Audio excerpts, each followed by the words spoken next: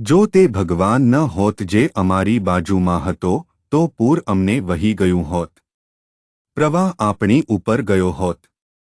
મંગળવાર 28 જુલાઈ 2026।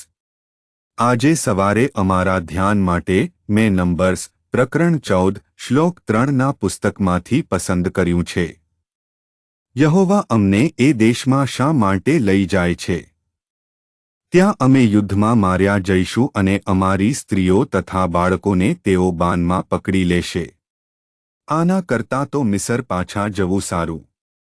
સુપ્રભાત મિત્રો, આપણી જીવન અને વિશ્વાસની યાત્રામાં એવા પ્રસંગો છે કે આપણે આપણી સામેના પડકારોને કારણે પાછા જવા માંગીએ છીએ। ચાલો આ શ્લોક પર ધ્યાન આપીએ। આ સવારના ધ્યાનની થીમ છે, પાછા જવાની ફરજ પડી રહી છે। મૂસા ભગવાનની સૂચના મુજબ ઇજિપ્તના લોકો ફારૂન પાસે ગયો અને તેને તેના લોકોને જવા દેવા કહ્યું, પરંતુ ફારૂને તેમને જવા દીધા નહીં। પરંતુ 10 પ્લેગ પછી મૂસાએ ઇઝરાયેલના લોકોને ઇજિપ્તની બહાર કનાનની ભૂમિ તરફ દોરી, દૂધ અને મધથી વહેતી જમીન, વચન આપેલ જમીન। પરંતુ તેઓ અંદર જવાના હતા ત્યારે મૂસાને ફરીથી ભગવાન દ્વારા ત્યાંની પરિસ્થિતિ શોધવા માટે જાસૂસો મોકલવાની સૂચના આપવામાં આવી અને તેણે તેમાંથી 12 મોકલ્યા। તેથી 12માંથી 10 આવ્યા અને અહેવાલ આપ્યો કે શહેરો કિલ્લેબંધી છે। તેઓ ખૂબ જ શક્તિશાળી હતા। તે એક આશીર્વાદિત સ્થળ હતું, દૂધ અને મધથી વહેતી જમીન હતી। પરંતુ એવા દિગ્ગજો હતા જેમને તેઓ વિચારે છે અથવા વિચારે છે કે તેઓ વધુ મજબૂત છે અને તેઓ હરાવી શક્યા નથી। પરંતુ કાલેબ અને જોશુઆએ કહ્યું કે તેઓ કરી શકે છે કારણ કે ભગવાન તેમની બાજુમાં છે।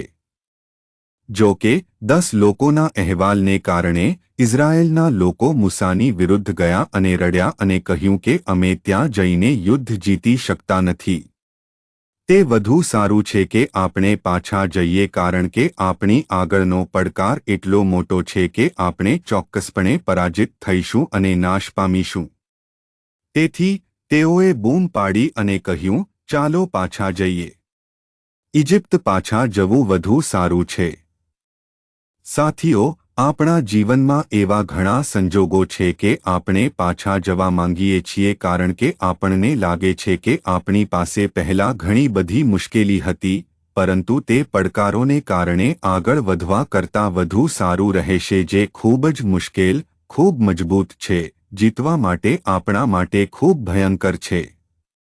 પરંતુ આપણે ઈશ્વર પર ભરોસો રાખવાની જરૂર છે કારણ કે ઈશ્વરે લોકોને વચન આપેલી ભૂમિમાં લઈ જવાનું વચન આપ્યું છે।